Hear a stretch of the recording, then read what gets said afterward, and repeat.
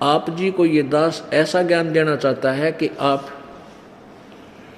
इतने दृढ़ हो जाओ चाहे तूफान आ जावे। ये नकली लोग चाहे 20 मिलना आपको, चाहे 100 मिल जाए आकर के कि तुम गलत साधना कर रहे हो, आप उनकी मानो नहीं, तब आपकी भक्ति चलेगी, तब आप पार होगे। इसलिए आपको रह रह कर यहाँ बुलाया जाता है और ये ज्ञान सुनाया जाता है, आपके हृदय में फीड किया जाता है कि आप इस ज्ञान से परिपूर्ण हो जाओ। और फिर आप क्या करोगे? आप परमात्मा की ऐसी लीला है कि ये ज्ञान शुरू होते ही, अंदर अंदर प्रवेश होते ही, हृदय में जचते ही, फिर आप अन्य को ढूंढते हो कि कौन सुने मेरे ज्ञान को, हमारे भगवान के ज्ञान का।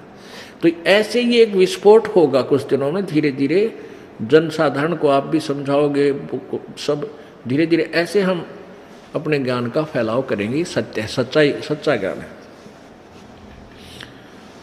तो इसलिए आपको बुलाया जाता है कि आप परमात्मा से परिचित हो जाओ दृढ़ता के साथ। अब जैसे ये क्रोथा कांड करवाया, इसका मुख्य कारण यही था कि उन नकली आचार्यों की पोल खुल गई। वो अपने ग्रुप को, आर्य समाज की आत्माओं को मूर्ख बनाए बैठे हैं। और आज भी मानने उनको तक ये ज्ञान नहीं जाने देना चाहते थे कि सत्यार प्रकाश नामक जो पुस्तक है उसमें कोरी बकवाद भर रखी है, कोरी झूठ बकवाद, ना कोई अध्यात्म ज्ञान, ना कोई व्यवहार का ज्ञान। तो इस दास का उद्देश्य ये था कि जब ये सत्यार प्रकाश या कोई किसी अन्य ऋषि के अनुभव की पुस्तक उन्होंने अपना अनुभव लिखकर समाज में पेश कर दिया, इससे सिद्ध है कि उसको इतना ज्ञान था। और ये दास ये चाहता है कि पहले आप उन्हीं के ज्ञान से परिचित हो जाओ। वो तुम्हें के दे के जा रहे हैं और अपने वेद, वो खजाना क्या बता रहे हैं, इन दोनों से तुलना होने से तुम वहाँ से हट पाओगे। और कोई दास का उद्देश्य किसी की आलोचना करना नहीं है। और आलोचना वो होती है झूठी कपटी कपट करे, और जो कि तो पढ़ के सुनावा, लेख लिखे, फोटो कॉपी करके दिखावा, फिर भी नहीं माने हुए। तो वो थे वो नकली व्यक्ति जो समाज के शत्रु हैं। वो नहीं, उन्होंने कोई किसी से लेना देना नहीं, माँ भगवान से ना समाज से। वो तो अपना उल्लू सीधा रखा है कि तुम्हारा पद बरकरार रहे, दुनिया को गुमराह करें। तो उन्होंने ये चाल चली थी, और जिसके कारण उसने इन्होंने मुख्यमंत्री जी भी उसी ग्रुप का बन गया। इनका बैड लक, इस मुख्यमंत्री का दुर्भाग्य कि वो इसे मौके में आ गया जब ये कुश्ती शुरू हो रही थी। ये है संतों की ज्ञान की लड़ाई, और इसने बीच में वो कबड्डी खेल दिया कि न उनके बैक आए माँ के। इन झूठा ने इतना भ्रमित कर दिया उस मुख्यमंत्री जी को कि उसने इन झूठों को सच्चा मान लिया और क्रोथा कांड करा दिया।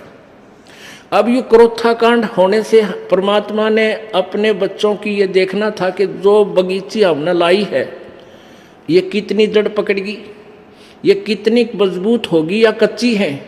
तो एक भयंकर तूफान छोड़ा मालिक ने, उनके कर्म बिगड़ गए और हमारे भगत छट गए।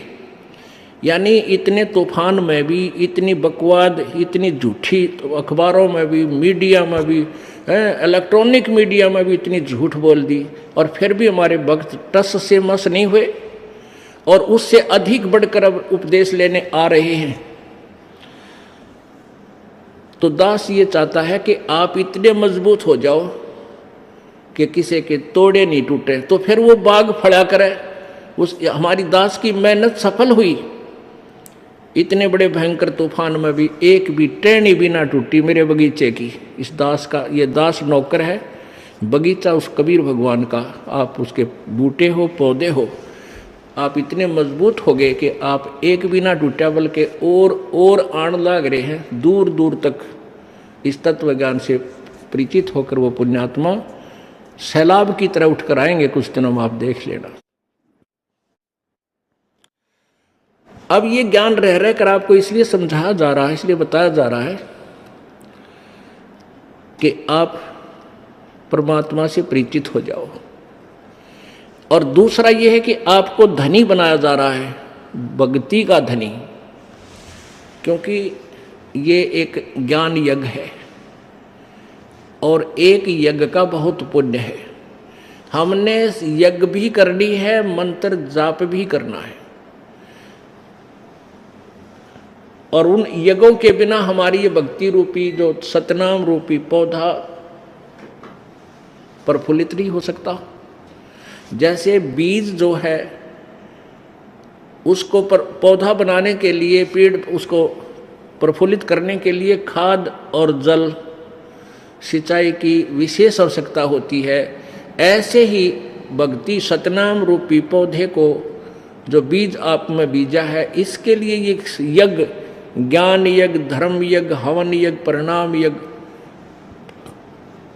ये सभी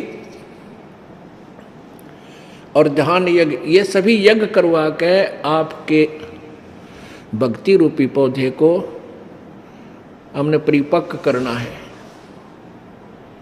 इसलिए ये ज्ञान सुनाया जाता है। परमात्मा कहते हैं कबीरा सब जग निर्धना धनवंता ना कोय, और धनवंता सो जानिए जिस पर राम नाम धन होए। आपको धनी बनाया जा रहा है। ये ज्ञान यज्ञ, यहां आप आते हो, 5 यज्ञों का लाभ आपको यहां मिलता है। और जब आप घर से चलते हो, अपने अपने घर से चलते हो, तो आपको वहां से यहां तक आने का भी बहुत यज्ञों का पुण्य होता है। जब कहते हैं कबीर संत मिलन को चालियो, तज माया अभिमान, और जो जो कदम आगे रखे ओहे यज्ञ समान। एक कदम आपके घर से यहाँ तक कितने कदम होते हैं, चाहे आप किसी में आते हो, किसी गाड़ी में आते हो, किसी तरह आते हो, लेकिन यहाँ कदमों का खेल है। एक कदम जो है एक यज्ञ के तुल्य है। एक यज्ञ का कितना पुण्य है कि 100 यज्ञ करके इंद्र की पदवी प्राप्त करता है प्राणी, स्वर्ग का राजा बन जाता 100 यज्ञ करने से। उन यज्ञों में से कैसे है कि 100 मन देसी घी एक ही बार प्रयोग करना होता है, एक बार की यज्ञ में, जिसमें हवन भी और धर्म भंडारा भी। अब जिसमें 100 मन देसी घी लगेगा तो बाकी आइटम कितनी लगेंगी, अंदाजा लगा लेना। तो ऐसे वो 100 यज्ञ करके इंद्र की पदवी प्राप्त करता है, इतना धनी हो जाता है। और आपको कितनी यज्ञ हम करा रहे हैं, एक धर्म यज्ञ, ज्ञान यज्ञ, प्रणाम यज्ञ, ध्यान यज्ञ, हवन यज्ञ और ये ज्ञान यज्ञ। इन सभी यज्ञों से आपको यानी परिपूर्ण किया जा रहा है, आपके द्वारा करवा के आपको धनी बनाया जा रहा है। अब हम यहाँ का ना इंद्र की पदवी प्राप्त करेंगे और न ही हम ब्रह्मलोक में जाएंगे, ना हम ब्रह्मा विष्णु महेश के लोक में जाएंगे, ना ही हम यहाँ का कोई पद पाएंगे, ना हमने राजा बनना है, ना महाराजा बनना है, हमने अपने यहाँ से पीछा छुटवाना है। तो ये धन आप कितने वीक हो चुके हो, चौथे युग में आगे आप भरमते और भटकते, अपने पुण्यों को बर्बाद करते करते आप इतने कंगाल हो गए हो जिसकी गणना को नहीं। अब आपको फिर भक्ति उसी तरह जितने भक्ति शक्ति युक्त आप सतलोक से आए, जो आपके अंदर पुण्य थे, उतने ही पुण्य फिर तैयार करवाने पड़ेंगे आप में, तब आप सतलोक जा सकोगे। उन पुण्यों का हम यहाँ कोई हिसाब किताब यहाँ नहीं, कोई सुविधा नहीं लेंगे। यहाँ की सुविधा हम यहाँ के पुण्य जितनी भी कमाई है यहाँ छोड़ देंगे, उसके शेष बची हुई कमाई जो है वो हमें सतलोक ले जाएगी। तो आपको धनी बनाने के लिए, सतलोक ले जाने के लिए हमारा मूल उद्देश्य है। यहाँ सांसारिक सुख जो आप मांगते हो, क्योंकि यहाँ पहले तो दुखी आत्मा आती है, मोक्ष तो बाद में ध्यान में आवा है, पहले इन संकटां से पीछा छूटा है, तो परमात्मा सबसे पहले आपके ये दुख निवारण करेगा।